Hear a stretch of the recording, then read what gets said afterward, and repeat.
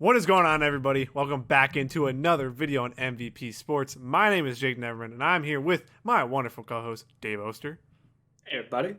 Dave, Division 4 of 6. We're on the second half now. We're moving on to the Western Conference. We are starting with the Southwest, hashtag Southbest Division. That's for Dave. Shout out. Before we do get into it, let's start out by saying down below in the description, check out Patreon and our channel memberships if you would like to support us. Content all NBA season long and NFL season long coming out a week earlier on Patreon than it will be seen on YouTube. Also, hit that subscribe button. Hit that bell if you want to get notificated. And if people don't know that joke by now, then I'm just going to keep saying notificated. And also down below, check out our Patreon, our Discord, greatest community in the world. Popping again for the NBA season. Bulls fans are thinking they have top 3 potential in the East. So if you want to go out and comment on their bullshit, like I basically stopped doing. I don't even attempt it anymore in that Discord. You can hit that link below and join. It is free. And we'll also be doing watch-alongs if you do join the Patreon down below at the $1 tier. You can get into those voice channels. You can talk to Dave, Ricky, me, Soapy. I'm trying to think of who's still on the channel and all that. Everybody, yep. If you hear us shouting at some people on this channel, they'll most likely be in those watch-alongs all the time. And maybe we'll have an NBA player in one, you know? What is his name? I can't remember his name now. Delano Banton? Banton, yeah. You know, Delano Banton. Just, you know, we have either his number one fan or him in our Discord. Shout out Spider-Man. That is his name. The first team we are going to start in the Southwest. I almost actually just said Southbest Division. They are the Southwest Division now. Is Dave and I's League Pass number 1 team this year, I believe. I believe it's their number 1 League Pass team for both of us. It's them or the Hornets. The Bulls don't count because they're your favorite team. Like right. Sixers don't count for my team because they're my favorite team. Yeah. I think the Rockets and the Hornets are like 1 and 2 for me at League Pass teams this year. Is there another team? My other team's also in this division. Oh, the Grizzlies, yeah. I mean, we both love John Morant, too. I have 2 John Morant jerseys back there. Come on. We do love John Morant. To start out with the Houston Rockets, to go over what moves they had in the offseason. There's a lot. They lost Kelly Olynyk to the Detroit Pistons and Sterling Brown to the Dallas Mavericks. Kelly Olynyk is a massive loss, the second half MVP of the season last year. Fucking monster. They acquired Daniel Tice. I believe it was a sign and trade with the Chicago Bulls. I believe it. That one couldn't be a sign and trade. It was initially reported as a sign and trade. There was some issues around his. But it literally says trade on here. Okay, I thought there was something around like the contract value versus his cap hold. I'm on NBA.com, so I would assume that if NBA.com has it listed, I don't know. There was one of those deals where there was like a weird thing about the cap hit versus the whatever the percentage of salary maintained. So some bullshit CBA thing that seems to change all the time, like bird rights, like. Yeah, he's on the team. David Nwaba did re-sign, and then the piece de resistance, the Houston Rockets draft Jalen Green 2nd overall, Şengün 16th overall, Usman Garuba 23rd overall, and Josh Christopher 24th overall. Okay, first of all, if you are new and this is your first video watching, first of all, welcome. Second of all, you are sitting and watching the Jalen Green fan club here. Yep. We gushed over him for like probably 3 months prior to the draft. You were a little bit before. I usually dive into the draft a little bit later in the year. This year it'll be different because we're doing content all year. But like Jalen Green, we had both listed as the number 1 prospect in the draft, and now he is a member of the Houston Rockets. Şengün, I think we both had top 11, top 10, something like that. I was 6. I think you ended up at 11. Yeah. And then Usman Garuba, I had top 10. You had on the outside. I think you had lottery. Yeah, Usman, I think I had him a little bit outside, but still, he was a top player. And then Josh Christopher was about where we both had him. I think like 20 to 25 range. So this draft for us, I mean, first of all, they have 6 more years of Brooklyn Nets picks basically, and with Kyrie Irving not playing, what the hell's going to happen with that team? Nobody knows. I think we start out with Jalen Green and Kevin Porter Jr. as the backcourt of this team, most likely starting, because John Wall is not going to play for this team this year. I was going to say, thank you for the mention there, because John Wall, while on the roster, is not on the team dressing. No. So, can it work? What will it look like? Jalen Green and Kevin Porter Jr. I mean, it's going to be fucking buckets is what it's going to be. I was going to say, it's going to be one of the most fun young backcourts we've seen in quite some time. Both these kids are looking to make posters on every possession. KPJ with some hilarious comments to start the offseason, saying he wants to average 10 assists a game. wants to be the guy who is, the point guard of the future, basically. Just wants to be like, I remember James Harden from like 2 years ago, who was on your team. I want to be him. I just want to do that, but I want to be him. Yeah. So APJ, the man is just, I love him, and I think what I love most is the fact that they got him for basically nothing from Cleveland. A uber protected second round pick that they'll probably get to keep. Yep. So I mean, thanks Cleveland. Yeah, thanks. You had an absolute diamond in the rough, and you chose to just shit on the kid. So fuck you. Yeah. Houston, your fucking win right there. And then JG4, as Jake said, he was literally one of the best prospects we've seen in such a long time. Incredible athleticism. Obviously the first guy coming out of the G League Ignite team that we've seen now. So a lot of pressure on his shoulders going forward, being the kind of the mantle of that, the banner for what G League Ignite can do for you kind of thing. So a lot of people were saying if he had played in college, would he have been the number 1 overall? Because then you have the 1-to-1 with Cade. Yep. I believe so. I believe that on paper, what he can bring to you as a literally one of the best scorers we've ever seen for someone his age. Yeah. I mean, he's just incredible. So, this backcourt's going to be awesome. They're going to make so many turnovers. They're going to make so many dumb mistakes. Yeah. This team is going to win maybe 22 games. Yes.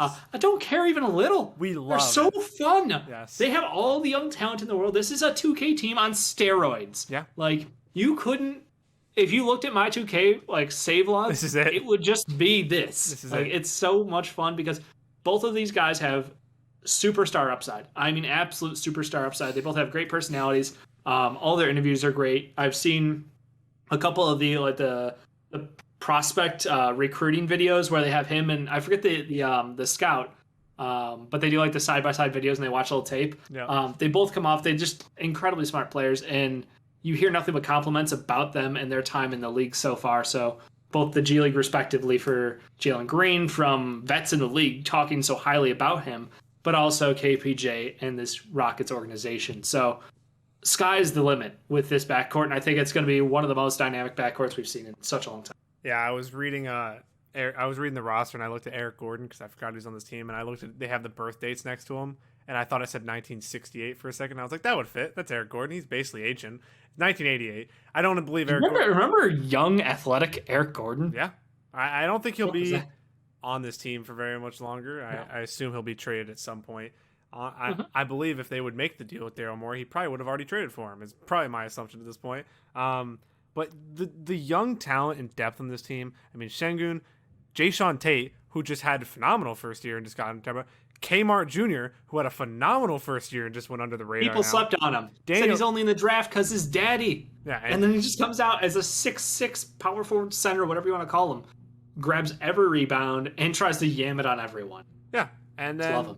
I mean, there's just so many quality players in this team. Christian Wood is still on this team and just kind of gets thrown under the radar. Like that Christian Wood was a borderline all-star last year, and he's just on this team. They add Daniel Tice, who's another very good, capable backup big man, who's a good mentor, honestly, for someone like Usman Garuba and Şengün. Like they're building the right culture in this team with the veterans like Daniel Tice because they know Tice is a bruiser. They need to add that toughness down a little closer because Şengün is a little bit svelter than people, a little bit svelter, a little bit on the side. But he's incredibly smart. His basketball IQ was second to none on this roster. But you need a bruiser, you need a thug out there, and Daniel Tice can go out there and play hard minutes and give hard fouls in the paint. That's exactly the kind of guy you want coming off the bench. Yeah, I mean, and Şengün, I laughed because people were so surprised how much he dominated the summer league. I'm like, he's playing in a pro league, like one of the best pro leagues internationally. Like, what do you think he's going to do? Come and play against kids and struggle? That's not what he does. Yeah. I cannot wait to see him and Usman play and Kevin Porter Jr. and Jalen Green. His team is just, it is so much fun. I don't have, like you said, wins are going to be so low, but do you imagine this team's going to get another top pick this year? They will. Can you imagine what happens if they get I was trying to pick one player, and I'm like at the top of this. I don't even know what their ideal fit is. I don't think they care what fit is. I think they're just going to go get the most talented player. Luckily, this year, there's 3 bigs at the top of the board. There's a couple wings who are flying under the radar. But they could get another guard, and it wouldn't even bother me a little. to suck for 2 more years so that Victor Wembanyama can get drafted by this team too. Listen, you'll hear that guy's name for the next 2 years on our channel because he's just so freaking good. Yeah. But no, I mean this team is literally looking down the line and draft picks Dacian already. Nix. I forgot to mention that he's on the roster too. Like, yeah, that one. He's gonna probably be in the G League again this year. Yeah, for sure. Which is fine. Again, he was probably the guy who came off looking the worst somehow. Isaiah Todd looked better than him. Showed more upside. So Nix is someone who needs to really grow. And again, G League is there for him. Yeah. And this is a deep roster with a bunch of young kids and then a couple of vets mixed in who I have a suspicious feeling are going to get traded away as the season goes on for, guess what? Picks. Worse contracts and picks. Always picks. To wrap up the Rockets, Dave, one player to buy and one player. You have to sell one player on this team. No, I know it's going to be tough. I'm not buying one player. I'm buying 9 of them. Like, literally every one of these fucking kids is going to be awesome, and I love this team. Player I'm selling on. It's got to be one of the veterans. Yeah, it is. It's just which one? Daniel Tice, probably. I think he's more of an off-the-court role than an on-the-court role as the season goes on. I don't know if you'd agree, but I think Big's minutes are going to get taken this year. And yes, I guess Tice is the guy. I don't know, like, DJ Augustine, I think, is probably someone who is there for his leadership qualities and absolutely not for his play anymore. So if I had to say, like, that's my guy who's, like, unfortunately on the outs. I just think they have a bunch of young guards, and Jacob has looked so good in such a short amount of time that I don't know how many minutes he will realistically end up playing, DJ, that is, long term. So, like, my guess is, is probably him. Yeah, I'd agree. Player I'm buying is Kmart Jr. just because I think that he still flies under the radar and how spectacular he was last year for the second half of the season. Definitely a big loss for them in Kelly Olynyk, but I don't think that the expectations there. What you go? No, I was gonna say somebody who's flown way under the radar. Armani Brooks, absolute sniper. You would love this kid. He finished off last year, I think, shooting like 46% from 3. He only got pulled up for the second half of the season. Like, he only got actual minutes during the second half of the season, but was shooting like I want to say like a ridiculous number of threes a game. He might have been like close to like 8 threes a game, and it was just absolutely banking every single one. So I don't know if he's on a 2-way deal right now or if he's full on, but Armani Brooks is someone to keep an eye out for because I think that he has serious value. If he can bring his defensive level up just a little, he's going to be in the league for a long time. All right, and the next team in the Southwest Division is the New Orleans Pelicans. We'll go first. The players they lost were Steven Adams in a trade to the Memphis Grizzlies, Eric Bledsoe in that trade also to the Grizzlies, and Lonzo Ball in a sign and trade to the Chicago Bulls. In free agency, they lost James Johnson. Thanks, bro. You're welcome. I had to. I spoke that into an existence, so I'll take the thank you. James Johnson to the Brooklyn Nets, and Wes Iwundu to the Charlotte Hornets. Players they drafted were Trey Murphy III, 17th overall, and Herb Jones, not Herb Dean, the referee, Herb Jones, 35th overall. In free agency, they added Didi Louzada. I think I got that right. And You did not. No, what is it? No, you're fine. No, what is it? I want to know what it is. Nope. No, what? Why can't you tell me what a name is? I don't know how to pronounce that name. Yeah, you're close enough on the last name. Okay, close enough. In a trade, they acquired Jonas Valanciunas, Thomas Satoransky, Garrett Temple, and Devontae Graham. So, this team, yikes. I had to begin with yikes. Well, let's start off with the good. Okay. They have 2 guys who can be all-stars tomorrow. I mean, B.I. and Zion are both phenomenal talents. The big controversy the whole offseason was, can they win with both of them together? Do you need to move on from B.I.? And I'm like, if you trade B.I., who's going to play in the 60 regular season games to get him to the playoffs? So, because Zion's not going to be there for, half of those games probably. Like, Zion's health is the biggest question. He's not playing yet. He might not start the regular season with them. Supposedly, he just they're waiting for X-rays back was the thing I read today on Zion, so he will not be playing. He wants to play. Let me get that clear. It's not like he has a lack of will to play. This is not a Ben Simmons situation. This is he wants to play. The front office is being extremely cautious around him to the point where he's annoyed by them. Yes. Not letting him play unless he's 100% healthy, which, like, it's an asset and in the fact that, like, You want to protect him from himself because he's such a young kid who's so explosive. And I don't think he is thinking long term. He's just like, I can play. I want to play. Like, it's that easy. And I think that they're going, you have a decade plus career where you will be the face of the NBA. Just don't fuck it up because you want to play regular season games in year 2, year 3. Like, it does, like, that's it's not very even... similar to Embiid, because I can talk about that, like, in personal experience. Like, the Sixers were just like, no, like, you're not even like, or even like Ben his rookie year, the Sixers were like, no, you've injured your foot, you're just not playing. Like, you could come back in January, you're just not playing because it's not worth it. Yeah. The Pelicans team are the only slight differences is that they do have somewhat of talent on this roster, that now that the play-in is to 10 teams in each conference, this team could compete to get into the play-in. So there is something to play for. The question now is, we talk about vision a lot with teams. What is the vision with this team? Jonas Valanciunas, I do think, is a straight upgrade to Steven Adams. Ability to stretch the floor, has a consistent jump shot, very physical defender, good rebounder. I think that's great that they brought him in to play next to Zion, because I think he's a much better fit than... And why did they do that? Because they changed the person who's making the dumbest fucking calls. Because, like, let's play a legit old school protect the paint center who has no offensive range next to Zion Williamson, the most explosive athlete we've seen since fucking ever. Like, the roster creation going into Zion's first and second years was awful. And this is a good step to create that space like you're talking about. Going away from players who cannot give Zion room to work is the best move possible. I just don't, like you said, have they figured out exactly what that looks like yet? I don't know. Yeah, and then giving Devontae Graham money, if you've watched this channel, you know I don't like Devontae Graham. So I guess getting an inefficient chucker is okay, but you have Nickeil Alexander-Walker standing right there, who's already that. So, like...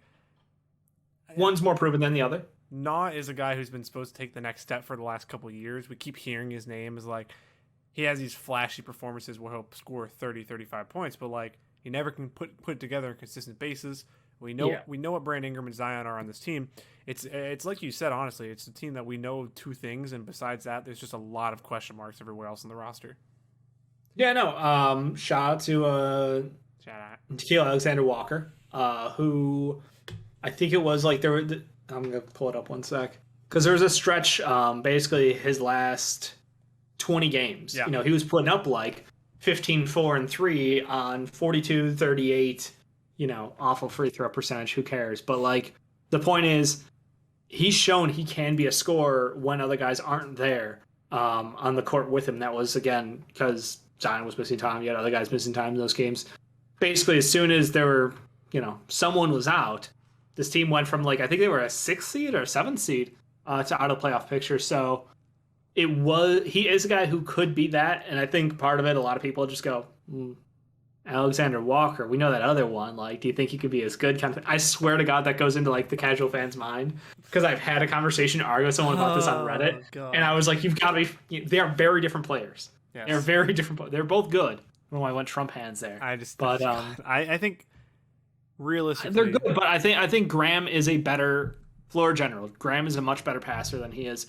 Like, Nah is a shooting guard through and through, and that's fine because they need to lock one of those in. Honestly, I'm not even looking at him. I'm looking directly past him to this year's draft pick and Trey Murphy. Trey Murphy looks like a fucking monster out there, and I know it was summer league into preseason games. But Trey Murphy, I mean, this man is just exactly as advertised. He can walk in the league and put up like 15 and 7. And that's just snap of a finger. And it's quiet. And it's just, it seems like it doesn't disrupt the offensive flow at all. He's an unselfish player. And I think he comes better than advertised. There are a lot of concerns around him. His slow shot, the fact that, defensively, is he going to get abused at this position or not? We'll have to wait and see on that respect. But I think that he was the first move where it was like, that's an ideal fit next to Zion Williamson. That's a guy who will space the floor, who doesn't need the ball in his hands, who can hit catch and shoots like there's no tomorrow. Like, he is the perfect guy to put there. So I want to give them the credit for that because I think that is the best move they could have made. Kyra Lewis Jr., last year's pick, TBD. I mean, if there's any chance for an opportunity, it's now. But I don't know that we've seen enough to say that he's going to be able to come in and compete for a starting role, Like, I was gonna... maybe Graham's just like the good luck Chuck of point guards, He comes in. Next guy up is just. I was gonna say, I think like obviously Zion's health is a big question mark with this team, but Zion and Bi are basically those two, and the big three guys who we need to see what we have is Jackson Hayes, who they spent an early first round pick on that we just don't know what's gonna happen with him. Nikhil Alexander Walker and Kyrie Lewis Jr. That is what it is. I mean, those three. I think we know Trey Murphy's going to be good. I think most people throughout the process knew that Trey Murphy was going to be good. It's just the question mark on the rest of the roster, which isn't a big deal right now. As long as Zion, I know we've already heard spread rumors about him wanting out of New Orleans, but you need time to build a roster. And the first couple of years, they fucked up bad. Like, those rosters were terribly constructed. I'm not shocked that David Griffin doesn't know how to run an organization when he doesn't have LeBron James and not getting handed number one pick after number one pick. I'm not shocked. But figuring out this roster identity, I think that's another year of this. They could slip in back end of the play-in if everybody stays healthy, if Zion can stay healthy. Yeah. They could be a 9-10 seed. But I think that's really the top end of their value for this season. Dave, one player to buy and one player to sell for the Pelicans. Love Josh Hart. So I'm going to buy in on Josh Hart. I think he has another good year. He's an under the radar kind of guy. The guy I'm selling on at this point is probably. You think Josh Hart had a good year last year? I didn't think he was good last year. I like him as a player. I think he's. I like these kind of like what you call it, like non-standard, non-traditional role players. Yeah. Like I think because he's such a great rebounding guard, and because he has like an incredible defensive intensity that he brings, I think that he's someone who I just really I like that kind of like he's a 6'5" guy who can pull down nine boards a game if you need him to. Like, yeah, okay. I don't know. I think that I mean obviously I'm gonna root for Trey Murphy. I think that he's fucking a G straight up, but like I don't know. I don't believe in Kyra right now. I don't believe in Jackson Hayes. So I could say that. I could say either one of those guys, but I'm hopeful for them. I think, my guy I'm gonna go whatever on is definitely at this point just nah. Yeah, like that's fair. I think that he's a chucker, and I don't think he's good enough to. It's like Devontae. I hope he's a chucker. Yeah, it's the same thing. Graham's efficient though. Cannot be. Graham's also a better passer. Cannot be. I guess we'll see. Player I'll buy is Trey Murphy. I think he's going to play a big role in this team right away. Him next to Brandon Ingram. I think it's the easy one, and I'll sell Jackson Hayes because I think Jackson Hayes has potential through the roof. I don't see a fit on this team, and I just don't see it working out currently with the group they have. I think he needs to play on a team with like an elite passing game, and I don't think the Pelicans are going to have that. Moving into the next team in the Southwest Division, though, it is the San Antonio Spurs. In the offseason, they lost DeMar DeRozan in a sign and trade to the Chicago Bulls. They lost Rudy Gay to the Utah Jazz, which almost I forget that still happened, that Rudy Gay went to the Utah Jazz. Gorgie Dieng went to the Atlanta Hawks. Trey Lyles to the Pistons. Patty Mills to the Nets. In the draft, they took Joshua Primo 12th overall, Joe Wieskamp 41st overall. They signed Doug McDermott, Zach Collins, Bryn Forbes, and Jock Landale. Sorry. And in a trade, they acquired Chandler Hutchinson in a sign and trade, who I believe was cut already. Yes, Hutch has been cut. And Al-Farouq Aminu and Thaddeus Young. So they also cut Luka, not that Luka. Not Luka Samanic. Yeah. So the Spurs are interesting because so a lot of the veterans are out that have been there for a long time, and it kind of feels like a little bit of new blood. And then in the draft, they drastically reached for Joshua Primo, who's looked great in the preseason. So at times, there's rumors swirling around. There were rumors. There were rumors that he could have been a higher pick, and a team like the Hawks were looking at him, perhaps. So like they felt obligated to get him there. And then there's also rumors that this might be Pop's last year coaching. I don't believe that until I hear it from Pop's mouth because I genuinely just don't believe it. Pop's a vindictive guy. He's going for the win record. Yeah, I guarantee it. Exactly. He needs his 25 wins, 25 or 26 wins. He will get the win record, and then he will be done. And in my mind, that is the way he's going to ride off. But knowing Pop, he's going to stay 3 more seasons because he's Pop. That's about right. So what are realistic expectations for this team? Are they going to be a team that can slide into the play-in, or are they going to be a bottom end of the West team that's kind of in that 11 through 15 range? I would bet on the 11 through 15 range. A lot of people have predicted them to be absolutely dreadful, and I don't see it. I think that Pop is too good of a coach to be, even though in this roster has no star power at all. I think they're going to be a well-run team, and I think they're going to be disciplined because it's Pop. And I think that's the expectation is out the gates. You're going to have a very strong coach team. You're going to have a guard in DeJounte Murray who's been there for several years now. He knows the offense, knows the system, has an opportunity to stand up and take more shots, become more of a leader out there because DeMar had been running a lot of their half-court offense at times when DeJounte wasn't. Now it's all going to be on DeJounte's shoulders, perhaps. One of the big things I'm looking at outside DeJounte is the fact that they've re-embraced the spreading the floor. Yeah. They are aggressively going after guys who can shoot threes, going after Thad Young, McDermott, and am I blanking on his name? Thad McDermott, and then going back and getting what's his face again? Bryn Forbes. Yeah, that's the emphasis is there. They want to have guys who can stretch the floor for them because I think their inside game is actually really good. I think they're really good in the paint at getting to the bucket. So you want to make sure Lonnie Walker has room to attack and slash. You want to make sure guys have that ability. And Jakob Poeltl, rim protector extraordinaire, went under the radar because Spurs. Perfect. But I just think that they're a bad team as far as top end, but they're going to be well coached and they're going to execute. So I think that they're probably right in that 20 to 27 win range. If I had to guess, that's probably reasonable for me, unless they get literally an injury to DeJounte Murray, would just fuck this whole thing up because I don't believe that they have enough point guard depth. Derek White's a good player, but they've been heavy in the Ben Simmons rumors too for getting a star power, I guess, into Ben Simmons. But I think the current offer is DeJounte Murray and Thad Young, and the Sixers are just no, we're not taking on DeJounte Murray, another guy who he will shoot, but he can't shoot. So there's a difference. I do like a lot of their young talent. I love Devin Vassell and Keldon Johnson. I think they're both elite wing talents. I think the Spurs, Spurs know what they have in that. I think if they were to make a trade for one said Ben Simmons, those two, the Sixers would be if it does come to that, because I don't think there's 10 teams right now in the Sixers sweepstake, and I don't think they're taking somebody from this team because there's no star power. That's the problem they're going to have a little bit going forward.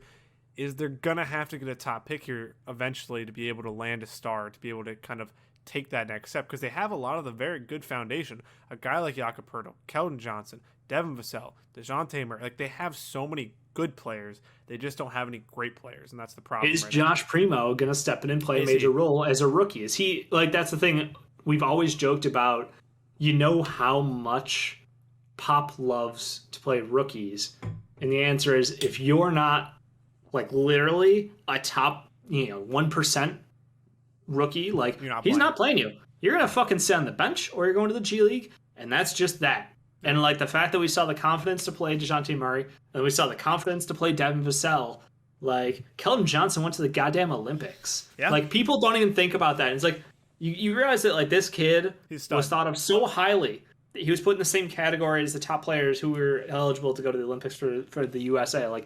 I think that a lot of people might be sleeping on the idea that one of these guys is going to break out, but I do think that Primo, Vassell, and Keldon, one of those three has a very good chance of just becoming a very high usage player on this team, which would be awesome because I think there's such a power void left behind by DeMar leaving, not only from a leadership standpoint, but also from a scoring, ball handling, responsibility standpoint on the floor. So I really want to see one of those guys. I love Devin Vassell. He was one of my favorite players coming out of that draft class. He and Pat Williams were just a fucking force down at Florida State. So watched a lot of them in college. Yeah.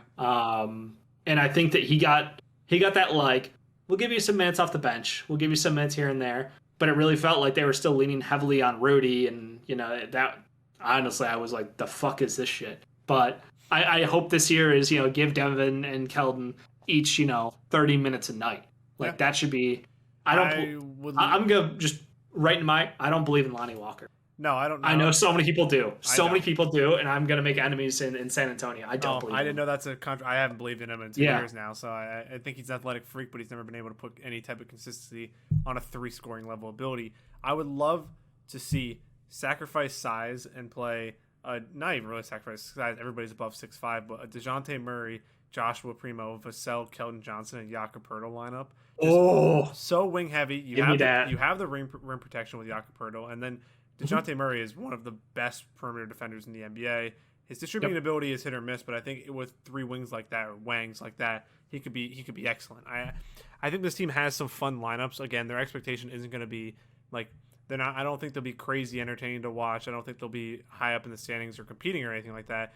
They're just on the right track rebuilding, which we haven't really said about San Antonio in a while, basically. Since Tim Duncan, hangers on. Yeah, since Tim Duncan retired, they kind of hung on, had DeMar, had LA, had some guys like Patty Mills, and just kind of made the playoffs and got eliminated, and made the playoffs and got eliminated. And then they started missing it the last couple of years, and they've started to very effectively draft wings first, which is a strategy that a lot of teams are taking now, is take the wings first and build out the rest of the roster. So I'm interested to see where they go forward, Dave. The San Antonio Spurs buy one and sell one player. Who are we buying and selling? I mean, I'm selling Lonnie, like I said, even though I feel a different way because it's like every year you look at that fool's gold after the All-Star break, and I say fool's gold because happens every year. Former Bull got hot every year, same exact time, and I don't know why Mirotic was the greatest player in March, but that was his month. It was just like every year on delivery, post All-Star break, that was the guy. He was going to shoot 50, 40, 90, and drop 19 points a game. We should check his international stats and see what his international stats have been in March. He's a fucking monster. Oh, yeah. I'd say he's one of the best players in Europe. He was voted the best player overseas by GMs. Yeah, I mean, he's insane. He's so good, and we just pissed away the talent. But point being, the end of the year, like when teams are tanking, teams aren't trying, teams who have been eliminated are giving more minutes to guys who did not get those minutes early in the year, so they're out to prove something. Like, you always have to try to gauge like what's fool's gold, what's legit. So yeah, I don't believe in Lonnie. I do 100% buy Devin Vassell. Those are my guys. Primo, I can't wait to see because literally the first action I saw of him in the summer league was just him just hitting every fucking mid-range shot that existed. So I was like, do we have something here? Like, is this directly like Pop was just like that kid? Kid's gonna shoot all the DeMar shots. It's the big, the big middle finger to all of us who are saying they overdrafted and freaked out. I'll buy the wing tandem of Devin Vassell and Keldon Johnson. I just love both of them so much. They're both just so solid. Selling is a little bit tough on this team.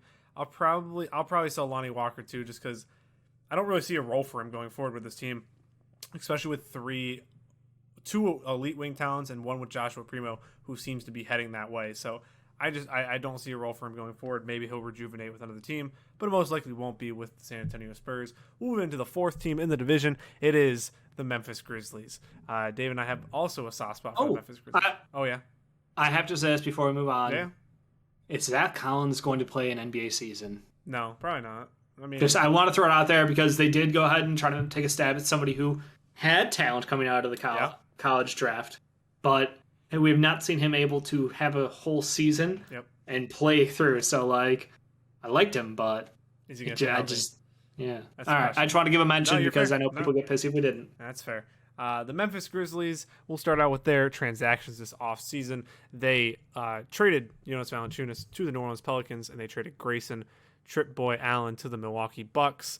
In free agency, they lost Justice Winslow to the LA Clippers, which was so funny. I know you're not on Twitter, but there was a viral tweet that was literally like, I usually pride myself on knowing like who plays for who, but when the hell did Justice Winslow go to the LA Clippers? Because there's nobody that just went so. If I didn't know Retro, I would not have known that. Shout out Retro. I would not have known that he went there. Drafted Zaire Williams 10th overall in the draft, and Santi Aldama. Yeah, there we go. Look at me knocking down international names. 30th overall. They didn't sign anybody in free agency. In trades, they acquired Steven Adams, Eric Bledsoe, who's now been moved on. Oh no, yeah, he's been moved on to the Clippers now. Yep. Sam Merrill, Jared Culver, Chris Dunn, and Carson Edwards. Wow, what an end of a list! Chris Dunn, Carson Edwards, and Jared Culver all being shoved. So this team is interesting. So we know, obviously, Ja Morant. Ja Morant is the future of this team. He's amazing. Ja Morant is amazing. He's amazing. Right. I don't even really know if we need to talk about him because he's just amazing. Like, there's just nothing else to say. He's one of the best game managers in the league. Just called it, and moving on. There's the first time I was ever on this channel. If you want to go down below, you can look it up. It was an RJ Barrett versus Ja Morant segment, and we were in the old studio in Chicago. I miss that place. No, in Chicago, and I had come down to see. And the night prior, the Bulls had beaten the Sixers twice. Basically. Yeah, there it is. Yep, I knew it was coming. We talked about John Morant versus RJ Barrett, and all three of us were John Morant. Me, Ricky, and you were John Morant, and then Sean, shout out, nice White Sox season, by the way. Was RJ Barrett, and we just were talking up Jericho Culver the entire time. Jericho Culver, wow. John Morant. Jericho Culver is on this team now, so that doesn't make sense. Yeah. John Morant talked him up the entire time. I mean, we were John Morant fan club first, and now we're Jalen Green fan club. I mean, I was so early on John Morant. I mean, that was my way too early. John Morant was in my top 10. Mm-hmm. This time, that draft year, like it was. I love John Morant. I think that he is still somehow, a lot of people are saying overrated. I still think he's underrated. What he was able to do in a tough West and dragging a team that had as many unique pieces on it to the playoffs. Unique. That's what you'll use. Pieces to the playoffs. So, and then literally like just missing. I mean, he's an awesome talent and he elevates his game. Yeah. You saw it in the playing games. This kid fucking bleeds for the game. Like he will throw it all out on the table to try to win. And that's a leader. You can't teach that. He's born with it kind of shit. Like he's exactly the leader you want on a young team. And the fact that the Grizzlies have a plan of we will take your discarded pieces and we will try to either see if there's still anything of use in there, or we will flip them and continue to rotate for somebody else's trash and try to find another piece that way. Like. They have a clear strategy. You said this year it's Chris Dunn and Jericho Culver are the two cans they're kicking over. One's an extremely good defensive guard who is coming off of a bad injury, who literally played a handful of games last year. Kind of interesting that they, ended up getting him for nothing, basically. Basically nothing. And Culver, someone who ball handling wing in college, who just incredibly inefficient. The Timberwolves decided that he was going to be a spot-up shooter in the NBA. That did not work out well, as it turns out. No, definitely. So he'll see bench minutes and maybe get some ball handling possibilities. I assume that's what they're going to lead him with. I mean, both these are literally no risk, some reward. If they don't work, you just lose them next year. It doesn't matter. You exactly. Losing. I think the big points to talk about this team is obviously no more Jonas Valanciunas. Big part of their success last year. Steven Adams comes back. Now come to the team. Jaren Jackson Jr. comes back. He missed a large part of last year with injury. This is it for him. And it's him and Brandon Clark. These are it for both of them on this team. They both need to have a bounce back year this year. Jaren Jackson Jr. because of injury, but Brandon Clark played and was just bad. Like Brandon Clark's shot looks better to start this year. Okay. Last year, it was comical. And I mean, I've laughed out loud watching him attempt to figure out how to shot put a basketball near a rim. It was the fucking worst. It was bad, Sean. Did he forget? Did he forget how to shoot a bat? Like, I look like I can shoot a basketball more confidently at times. It is. I'm an awful fucking basketball player. He made Markelle Fultz rookie year shooting look good, and basically last year, like it was horrendous. Obviously, the parallel to that is they also have Desmond Bane, who is just. One of the best 3-point shooters in the NBA because he was one of the best rookies in the league last year. Yeah. I mean, I think that he probably was what did he finish top 5 in voting?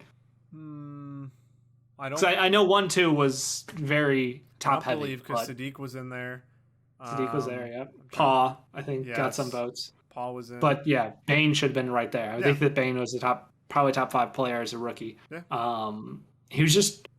Everything that you thought he would be coming out of college, he was. He was a great shooter. He's a good ball handler, secondary. It's almost like can run an offense. It's almost like draft Twitter wins again.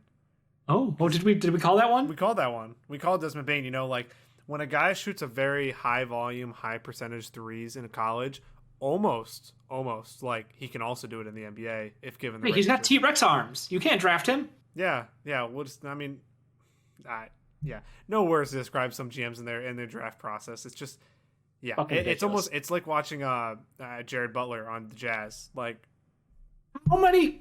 Yes, yes. I'm not even gonna get mad. It's not even their segment. We will get there another day. Yes, but just watching watching these guys who you can see I understand they have bad medicals. I understand that. You see the talent. You're in the late 20s. Take them. You have no risk there. It's almost like watching Michael Porter Jr. play. Yeah, he had bad medicals, but guess what? He was a top 5 talent and still is, even with the bad medicals. It just was strictly true. back to the team. Jericho, Steven Adams on this team is a little bit weird to me. I get the leadership part, and I get physicality and rebounding he can bring. Apart from that, he's somewhat of a massive downgrade in my mind to Jonas Valanciunas. I think Jonas Valanciunas is slightly underrated in the impact that he brought last year and how great offensively he was. Defensively, he was better than he has been, and rebounding, he's one of the best in the NBA. So I get moving. But you would say that Steven Adams is also one of the best at the NBA at what he does as far as rebounding is concerned, because he blocks out like a goddamn motherfucker. He had the best practice in the league with Russell Westbrook, and now you're going to see Ja Morant have fast break opportunities a la Russell Westbrook. Get that offense started quicker, expect them to move faster down the court. That's exactly why it happened. I'm lying. It happened because of money. Yes. The Grizzlies are being run by, like a business. They weren't going to re-up Valanciunas for a long-term contract at his age. It doesn't make financial sense. There's no loyalty game there to him. Thank you for your time. We're going to flip you, sell at a high, and move on. And it's the right move to do. This is 100% the right move. This is still the team, and I'll make this case because I like tinfoil hatting a little bit during these. Mm-hmm. If Bradley Beal becomes available, this is the team. Like, this team, if they get a second star, is going to take a massive jump right away because Ja Morant is ready. I know that he's only been in the league a couple years, but he is strictly just ready. We saw it in Day one.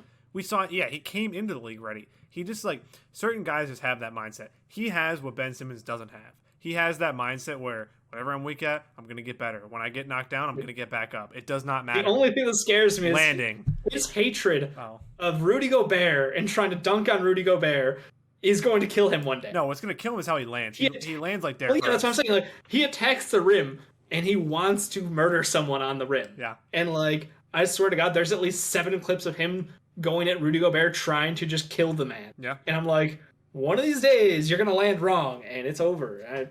Live through Derrick Rose.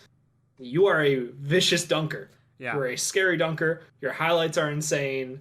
But you're right. They need a second star, and that's why I think that their draft move here, going with Zaire Williams. Let's bring him up. That was the next point I was going to. Zaire. I think the main point, like the last point to talk about them, is Zaire Williams and them taking him so high in the draft. We were doing the draft show live. We knew that he might go this high because we had heard rumors.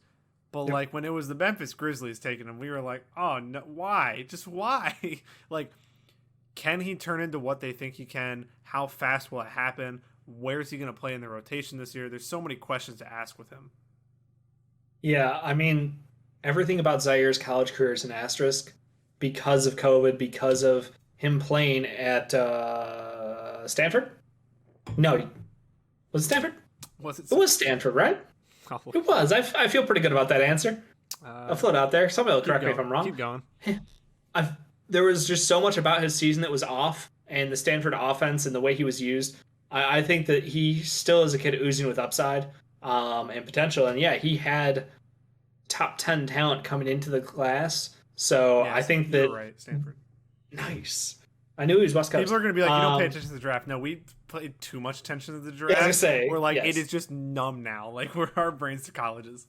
But no, I think that like he has everything about an NBA body, and all he needs to do is continue to polish his soft skills, continue to polish his ball handling, his ability to attack the rim, his passing. Like, he has the bookmarks to hit to be a star in the NBA. He has the body. He has what it takes. It's just a matter of it didn't come together for him in college.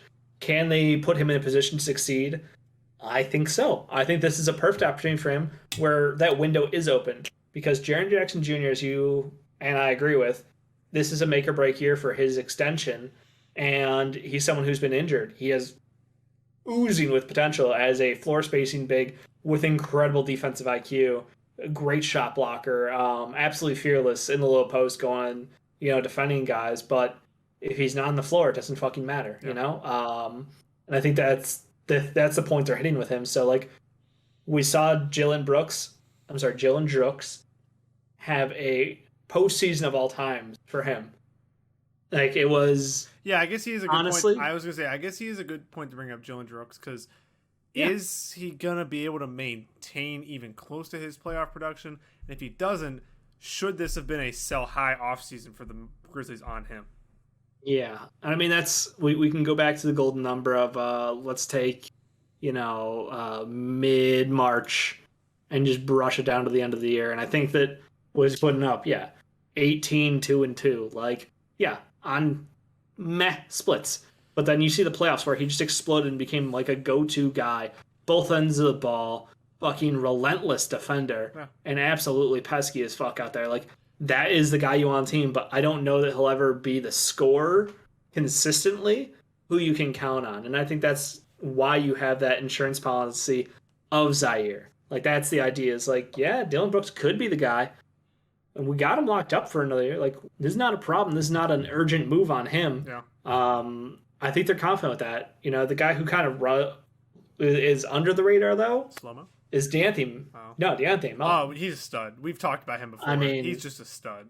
Like he's been given up on by the Phoenix Suns, obviously, and that's another case of the Grizzlies just taking on some lost assets from another team and making it their own gold.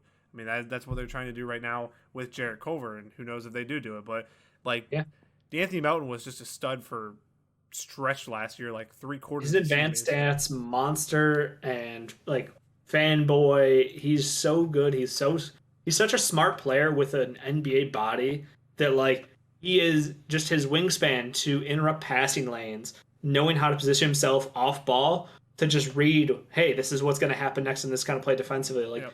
he is so fucking talented for being so young. And I think a lot of people just don't see it because the minutes aren't there. Yeah. And that's why they made a move that I was unhappy with initially, and moving on from Grayson Allen, who's incredibly talented, good defender, good 3-point shooter, decent ball handler. Because, like, look, man, you're good. But we got Melton and we've got Bane, who are both legitimately, like, being held back right now because you're taking up minutes. Yeah. That's no shame there, but, like, that was the choice, and I have to agree with him. The weird guy on this roster, I'll tell you what, who stands out, Kyle Anderson was Slow-mo. like. I thought they were gonna get moved. I thought he was gonna get moved. I'm shocked he's still on the roster. I think he'll get moved eventually. I think maybe they didn't get the value they want. I'm sure he got floated out this offseason. As I'm sure Dylan Brooks probably also got floated out this offseason. Dylan got offers. I know that there were rumors around a couple teams trying to get him. Yes. And I think one person to give credit to, I think Taylor Jenkins has been one of a top 10 coach in the NBA the last couple of years. Like he has been phenomenal with his team. They did, even with John Morant, they overachieved last year with how well they played throughout stretches. I think he deserves a little bit more credit for what he's done with his team. His team's incredibly fun. Another top 5 league pass team for both of us. I would agree. Yes. I would think so. They're going to be so much fun to watch. John Morant, just please learn how to land, please. Yep. One player to buy and one player to sell for this team this season. I mean, that's not John Morant. Fuck. If it's not John Morant, you're gonna make me reach deep here. Like, is there a guy we didn't even mention yet? I'm gonna buy Jarrett Culver. Weirdly enough, I'm gonna buy Jericho Culver. Not that he's gonna be like a resurgence, like 15 points a game, but I think he can give them solid bench minutes and maybe crack the rotation during the regular season, which would be a buy for him where he was in Minnesota. And I'll sell. Yeah, you can't do it, can you? Jaren Jackson Jr. Maybe. Yeah, again, his shot, like even when he came back, he couldn't shoot for shit. A lot of people are talking. I loved him that. too. He was one of my favorite guys in the draft. Like, same. I remember the conversations where Ricky and me were like, I'm like yelling at him. I'm like, why don't you see how good this kid is coming out of college? Yeah. And he's like, he barely shoots. He doesn't play minutes and all this stuff. And I'm like, it doesn't matter how many minutes he plays or doesn't play. When he's on the court, they're an insanely better team. Yep. And that's been true in college as it was. I'm sorry, it's been true in the NBA as it was in college. He just needs to get on the floor more so he can get that contract. Yep. I'm going to go, if you're forcing my hand away from John Morant. Because we just picked John. That'd be boring. Come on. I know. I will take D'Anthony Melton. That's a good one. I'll go with him. I think that he's going to benefit a lot because he can defend 3 different positions. Just incredibly smart, great body. I think that he's the guy who's going to get a big benefit this year. But I am hopeful that Zaire turns around. I think they're going to give him a lot of minutes this year. This is a developmental year with no expectations for the playoff run. Yeah. So with that said, sell? Who is it? I'm not selling. Fuck you. No, you're gonna pick somebody. We're not moving on to the segment until you pick somebody. You pick slow mo. No, he is coming off a career year, and I don't think he'll get. I'll go Kyle Anderson. I think they trade him. Sell literally. Literally a career year though. Like he stretched the floor, great passer at the wing. He has his own pace to the game, which players don't fucking know how to work around. Yep. He had a really good year last year, and I think that's probably his career year, and I think that's topping out. All right, and the last team from the Southwest Division will be the Dallas Mavericks. The only player, those expectations. The only player they lost, and I don't really think they count as a loss, is Josh Richardson traded to the Boston Celtics. Players added: Tim Hardaway re-signed, Boban Marjanovic re-signed, Sterling Brown, Reggie Bullock, and they acquired Moses Brown. So overall, expectations for the Mavericks to start off. I mean, they're a playoff team. The question is, how far in the playoffs will they go? Because their number 2 player, in Kristaps Porzingis, needs to be healthy. Needs to be Kristaps. Kristaps. How do you want me to say his name? Kristaps. No, okay. Pingus. Tingus Pingus needs to play well. Yes. He should be their second best player. He was not their second best player last year. He missed games. He was struggling. He was unhappy. His role was unhappy. They got a shittier coach. It has become the Tim Hardaway trade, just so you know. Because Tim Hardaway is the second best player. Is the headliner of this trade now. Yes. That's so cool. Yeah, you made the biggest point there to me. They downgraded massively in head coach. Rick Carlisle, people get mad because they haven't won a title in 10 years or whatever. Do you understand the consistent, how consistent that guy was in Dallas, and even to win a ring with the team that he won a ring with back in 2011? What the Pacers are going to do, and the Pacers are going to take a surprising jump this year, and people are going to try to figure out why, and it's going to be because of Rick Carlisle. They're going to take a jump in the quality of basketball that they play. Let me lead with that. Not they're going to answer win-loss. I don't know about, but the quality of basketball is going to be better, especially because Chris Duarte is a demon. This team is just it's the same thing, and they want to shoot less threes, but their big guys outside of Porzingis still really aren't good enough. There's a lot of question marks. Jason Kidd in his giant collar are a big part of that question mark. I don't believe in Jason Kidd's ability to keep a locker room for an entire year if they do start losing. Porzingis requested a trade and then rescinded his trade request in the offseason. So what is he going to be like? Is he going to ball out and then request a trade? It is just we talked about question marks with the Sixers in a different video. There's so many question marks with this team this year. Luka's Luka. Luka's going to be an MVP candidate. He's probably going to put up 39 and 9. That's just what he does. Luka is a top 5 NBA player. He is spectacular. But besides that, Porzingis, massive question mark. Tim Hardaway Jr. on consistent production is a massive question mark. Just this team in general. And again, you know what's so funny is I said all that. They're probably going to be a 5 seed because Luka's just that good. Luka is insane, and the sporting cast doesn't seem to actually fucking matter. DFS is just the wing defender that they dreamed about having. Yes. Who can hit open threes. He's Rocco. He is. He's he can't defend the 5 like Rojo could, but he's still very, very good out there. And I think that you're right. Healthy Dwight Powell, healthy Maxi Kleber. You've got bigs who can bounce, one who can stretch.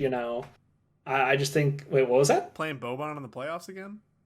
We'll see. I mean, it worked. It did work at first. You got to give Carl credit for that. There were minutes where it worked. Yes, and then there was a lot of them that it didn't. Yep. How quick that rotation needs to happen.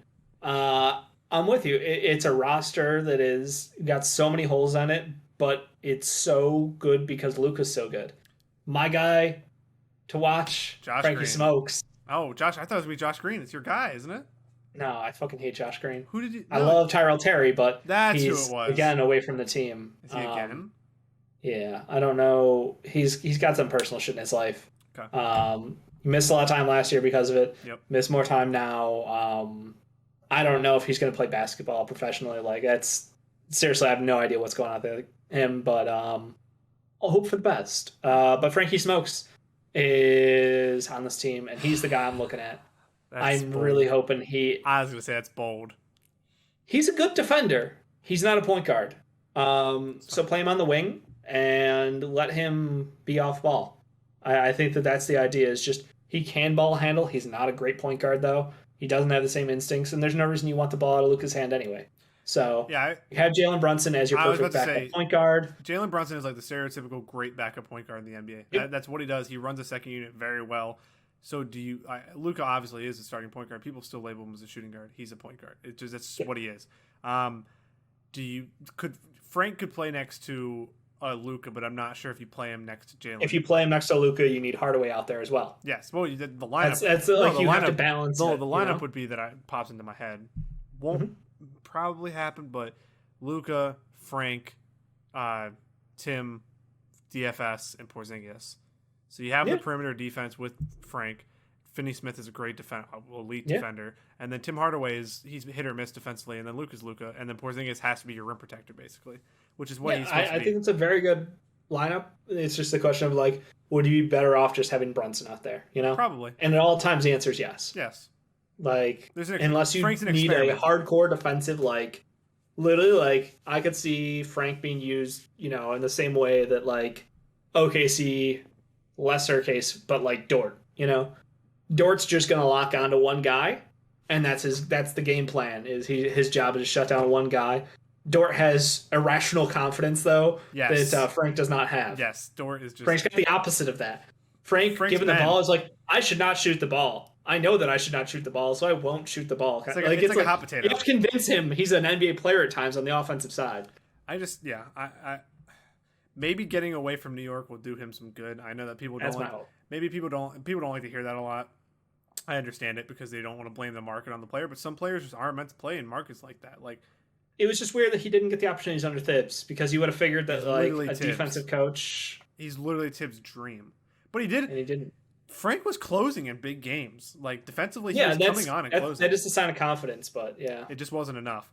I think outside of Tim Hardaway, Dorian Finney-Smith, Porzingis, Luka, Brunson, besides that, I think basically every FIBA.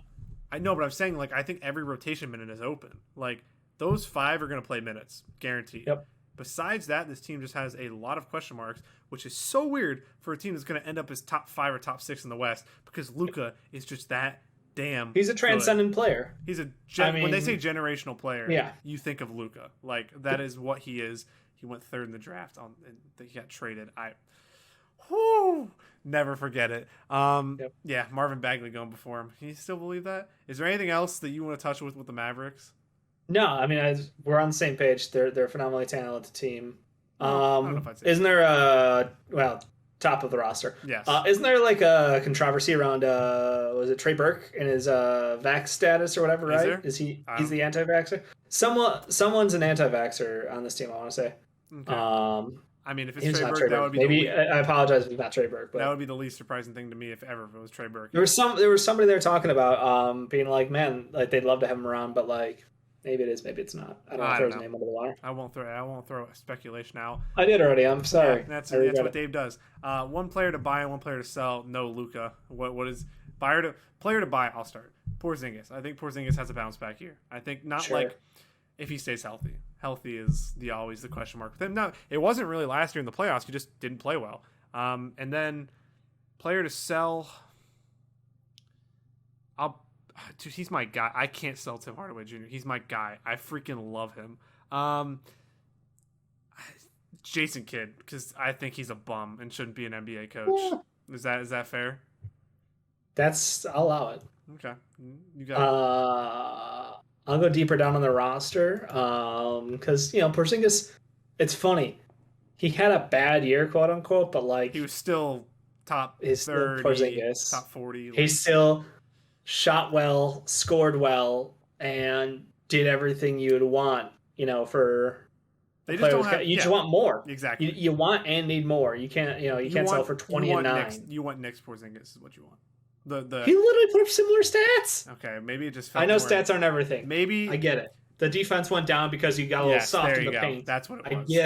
I get it. The intensity wasn't there. They had to play him next to corner. They had to play him next to Boban because he couldn't guard in the post. Okay. Had to or chose to. I'm not really going there. Okay. So I don't know. That's big. Whatever. I'll say Sterling Brown's probably going to be a guy who gets rotational minutes and looks really good because I think he was a pretty good player last year. on Houston. I literally only saw him down the stretch, to be honest with you guys. I watched almost all of their games after Kelly O. the game was. That's Yeah, why. Kelly O. We know. yeah. You and your man crush on Kelly O. He hit shots. Sterling Brown hit all the fucking shots. That's what he does. So he was a Daryl I Morey think that he'll look really good. I think he was a Daryl Morey disciple in Houston originally. Probably. Yeah, that's what. Or even if he wasn't, he's Daryl. No, Morey. he was in Milwaukee. Okay. Initially, but well, yeah, it basically is Morey's disciple because all of Houston's front office is basically from Morey. So it is what it is. But yeah, Sterling Brown, I think, has a really good shot to make a lot of waves on this team, and like lock in a lot of minutes because, like you said, that whole second unit's basically up for grabs. I think he works really well off ball, and Luka ball handler extraordinaire. So like he'll be really good. Disappointing guy. Willie Cauley-Stein's been that all his career. Yeah, exactly. That's a good answer. Good way to end it. Trashing on Willie Cauley-Stein's career. Willie Cauley-Stein. Willie Cauley-Stein. Let's go. Willie Cauley-Stein. Willie Cauley-Stein. Okay. Yeah. I talked so much love for this kid because he should be a fucking stud at center. And he's just too goddamn lazy. Yep. Unless you insult him and make him angry, like he's literally like he has to Hulk out, and then he has these hilarious performances where he just looks like a fucking god out there. Like, do you remember post Boogie trade? Yep. When he was just like, who the fuck cares about Boogie? This man's putting up like, I think he put up like a 20-20 game or something close to it for like a week straight. Like, and he can be a fucking monster at center. But he's just so unmotivated. Yeah. And speaking of that, shout out Moses Brown also on the roster with 19 rebounds and a half. So, I mean, yeah, that's what he does. I remember when Celtics fans acquired him in the offseason, they were all excited that he just didn't play a game for him. That'll do it for the Southwest Division. Thank you for watching. If you're still watching,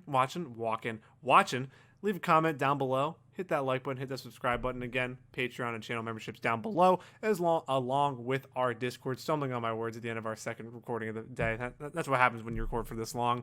Dave and I will be back for more videos and throughout the entire NBA season. Please tune in and again, hit that subscribe button. And thank you for watching again. I hope everybody has a great day.